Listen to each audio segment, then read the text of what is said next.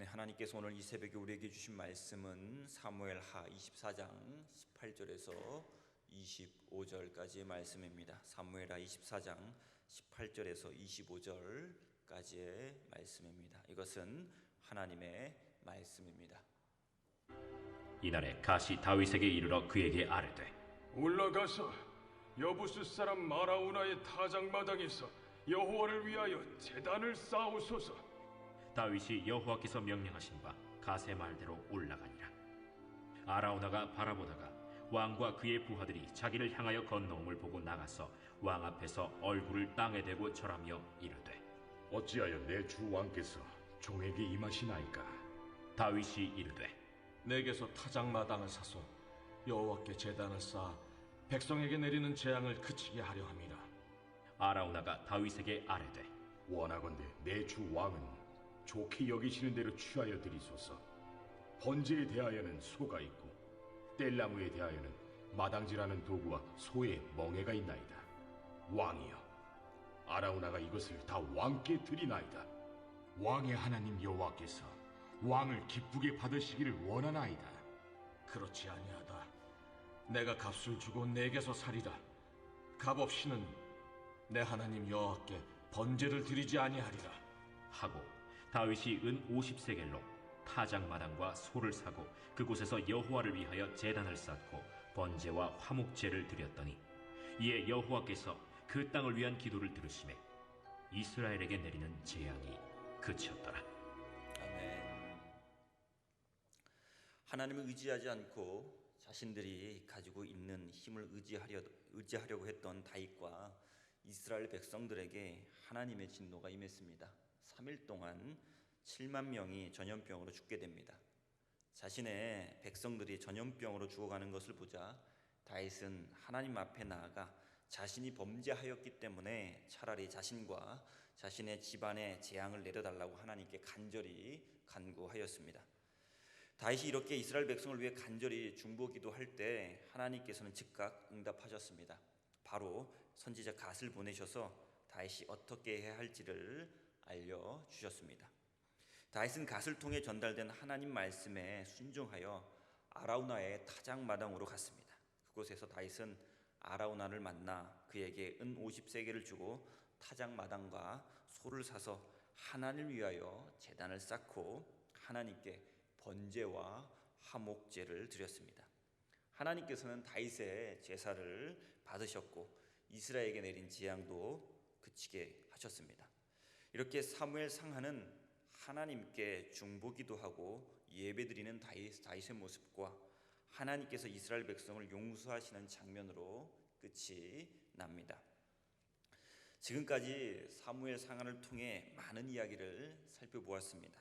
등장인물들이 많이 있었지만 단연 다윗이 중심 인물입니다.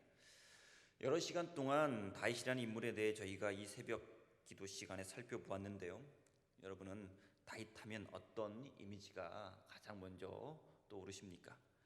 다윗에게 다양한 이미지가 있겠지만 골리앗과 싸운 이후 다윗은 줄곧 전쟁터에서 전쟁을 수행하는 군인으로 등장합니다. 사실 사무엘 상하에 등장하는 다윗의 이야기는 많은 경우 전쟁 이야기입니다. 어제 살펴본 인구조사로 드러난 130만 명의 용사들도 다윗의 전쟁과 군인 이미지를 한껏 부각시킵니다.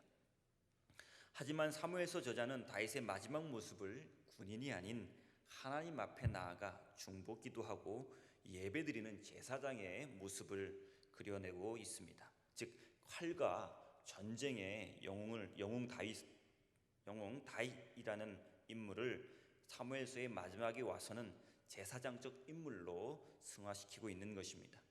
다윗 왕은 사무엘서의 마지막에 와서 칼의 사람에서 하나님과의 화해와 속죄를 위한 중보자로 이미지가 바뀌어 갑니다.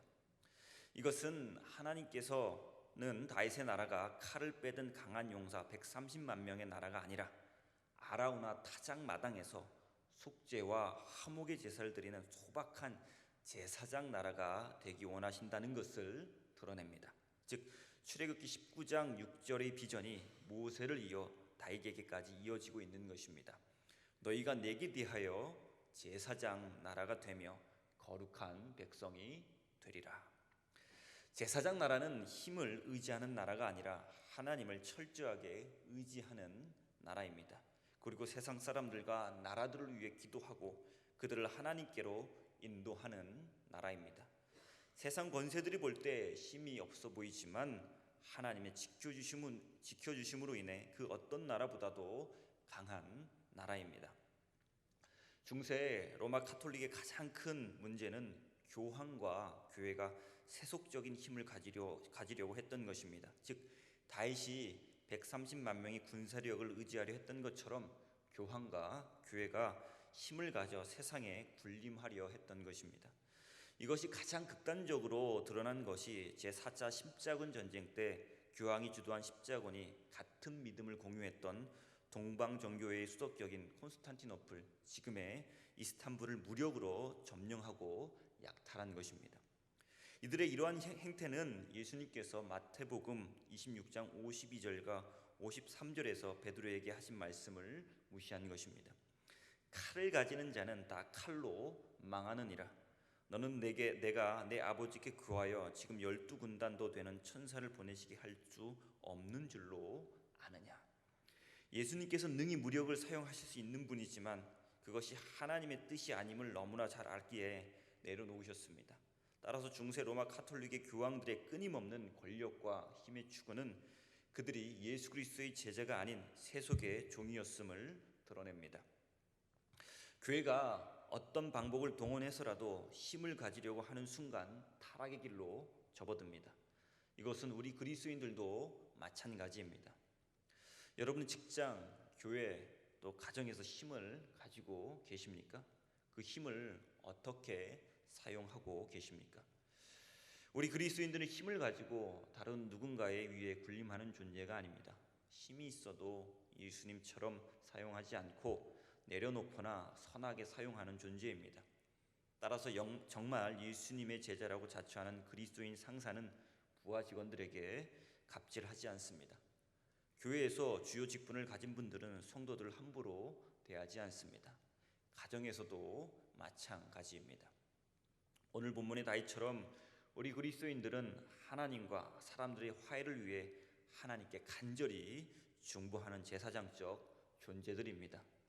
저와 여러분이 영적으로 모세와 다윗 그리고 예수 그리스도의 후손임을 기억하며 누군가에게 힘을 사용하는 자가 아니라 누군가의 삶을 위해 기도하는 존재로 살아가시기를 간절히 바랍니다. 오늘 본문은 아라우나의 타작마당에서의 다윗의 예배를 통해 예배에서 가장 중요한 것이 무엇인지 묵상하게 합니다. 아라우나의 타작마당에서의 다윗의 예배에서 가장 중요한 것은 무엇입니까? 오늘 본문 24절과 25절을 보면 다윗은 하나님께 예배드리기 위해 아라우나에게 타작마당을 사고 제사에 필요한 제물 등을 삽니다. 정성껏 예배를 드리기 위한 장소를 준비하고 예물을 준비하는 것도 참 중요함을 다윗은 우리에게 보여줍니다. 아라우나가 타작마당을 비롯해 제사에 필요한 모든 것들을 그냥 준다고 했지만 다윗은 하나님께 최선을 다해 예배를 드리기 위해 직접 대가를 치르고 예배에 필요한 것들을 준비합니다. 그런데 이 예배 가운데 가장 중요한 것은 그 무엇보다도 예배에 참여하는 다윗의 마음 자세였습니다. 즉 다윗의 통회하는 마음과 백성들을 위한 궁휼한 마음입니다. 다윗은 이것을 잘 알았기에 시편 34편 18절과 51편 17절에서 다음과 같이 말씀합니다. 여호와는 마음이 상한 자를 가까이 하시고 충심으로 통회하는 자를 구원하시는도다. 하나님께서 구하시는 제사는 상한 심령이라. 하나님이여 상하고 통회하는 마음을 주께서 멸시하지 아니하시리이다. 이사야 예언자가 활동했을 때 다윗의 후손들은 다윗보다 더 정성껏 예물을 준비하고 세련된 제사 도구를 사용했습니다. 그런데 하나님께서는 이사야를 통해서 그들을 향해 다음과 같이 책망하십니다. 이사야 1장 11절 말씀입니다. 너희의 무수한 제물이 내게 무엇이 유익하뇨? 나는 순양의 번제와 살찐 짐승의 기름에 배불렀고 나는 수송아지나 어린 양이나 순염소의 피를 기뻐하지 아니하노라. 그들에게 무엇이 부족했기에, 아니 무엇이 없었기에 이렇게 예배드리러 성전에 온 사람들을 향해 하나님께서는 진노하셨을까요? 다윗에게 있었던 통회하는 마음, 긍휼한 마음이 없었습니다. 여러분, 내일은 추수감사 주일입니다. 그 어느 때보다 많은 분들이 정성껏 예배를 준비할 것입니다. 마땅히 그래야 합니다. 그러나 가장 중요한 것은 하나님 앞에 통회하는 마음과 긍휼한 마음을 가지고 나아가는 것입니다. 감사하는 마음을 가지고 나아가는 것입니다. 정성껏 예물을 준비할 뿐 아니라 우리 마음을 온전히 하나님께 내어드려 하나님께서 기뻐 받으신 예배를 드리는 저와 여러분 되시기를 간절히 바랍니다. 오늘 본문이 포함된 사무엘하 24장은 창세기 3장과 신학적인 맥락이 거의 유사합니다. 창세기 3장을 보면 아담과 하와는 사단의 유혹에 넘어가 하나님 없이 살 수 있을 거라 생각했습니다. 더 이상 하나님을 의지하지 않고 자신들이 하나님인 양 살려 한 것입니다. 마찬가지로 다윗과 이스라엘 백성들은 더 이상 하나님을 의지하지 않고 자신들이 보유한 130만 명의 군사력을 의지했습니다. 아담과 하와는 결국 에덴 동산에서 쫓겨나는 징계를 받습니다. 마찬가지로 다윗과 이스라엘 백성들 또한 하나님의 징계를 받습니다. 하지만 하나님께서는 죄를 지은 아담과 하와에게 가죽 옷을 지어주시면서 그들을 향한 당신의 긍휼하심을 보여주셨습니다. 마찬가지로 하나님께서는 다윗과 이스라엘 백성들을 불쌍히 여기셔서 다윗의 기도를 들으시고 이스라엘에게 내린 재앙을 그치셨습니다. 사실 창세기서부터 구약성경 전체는 인간의 죄악, 하나님의 징계, 하나님의 용서하심과 긍휼하심에 관한 이야기입니다. 사무엘하 24장도 이것을 아주 잘 보여주고 있는 것입니다. 우리는 아라우나의 타작마당에 하나님을 향한 제단이 쌓아지고 그곳에 하나님의 응답하심이 있었던 것을 보게 됩니다. 하나님의 응답하심의 근본은 죄로 인해 징계를 받아 두려워하는 다윗과 이스라엘 백성을 향한 하나님의 긍휼하심과 자비로우심입니다. 그러므로 다윗에게 있어서 아라우나의 타작마당은 죄를 사해 주시는 하나님의 은혜를 죄악인하고 또한 온전히 하나님만을 의지하겠다고 되다짐하는 장소가 됩니다. 이것은 다윗에게만 해당되는 것이 아닙니다. 혹시 여러분 중에 하나님의 징계를 받고 있다고 생각하시는 분이 있다면 여러분이 서 있는 바로 그 자리를 아라우나의 타작마당으로 삼으시기 바랍니다. 여러분이 지금 그 자리에서 하나님을 향하여 통회하는 마음을 가지고 하나님께서 베풀어 주신 은혜들을 회고하여 새로운 헌신을 다짐한다면 바로 그 자리가 여러분에게 있어서 영적인 아라우나의 타작마당이 될 것입니다. 아담과 하와에게 가죽옷을 입혀주신 하나님께서 여러분의 상한 마음을 어루만져 주시고 완악한 마음을 부드럽게 해 주실 것입니다. 아담과 하와에게 그리고 다윗과 이스라엘 백성에게 임했던 하나님의 긍휼하심은 오늘날 우리에게도 흘러 넘칩니다. 그 하나님을 우리는 믿기에 히브리서 4장 16절 말씀처럼 우리는 긍휼하심을 받고 때를 따라 돕는 은혜를 얻기 위하여 은혜의 보좌 앞에 담대히 나아갈 수 있는 것입니다.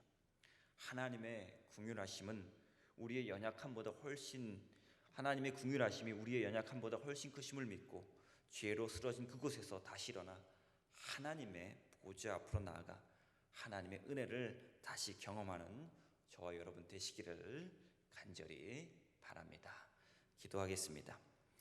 하나님 아버지, 우리 교회와 그리스도인들이 권력을 추구하거나 힘을 의지하지 말고 오늘 본문의 다윗처럼 화해와 속죄를 위한 중보자가 되게 하여 주시옵소서. 내일은 주일 예배로 저희가 모입니다. 모든 성도들이 정성껏 예배와 예물을 준비할 수 있도록 하옵시고 무엇보다도 통회하는 마음과 긍휼한 마음 그리고 감사한 마음을 가지고 예배 자리로 나올 수 있도록 인도하여 주시옵소서.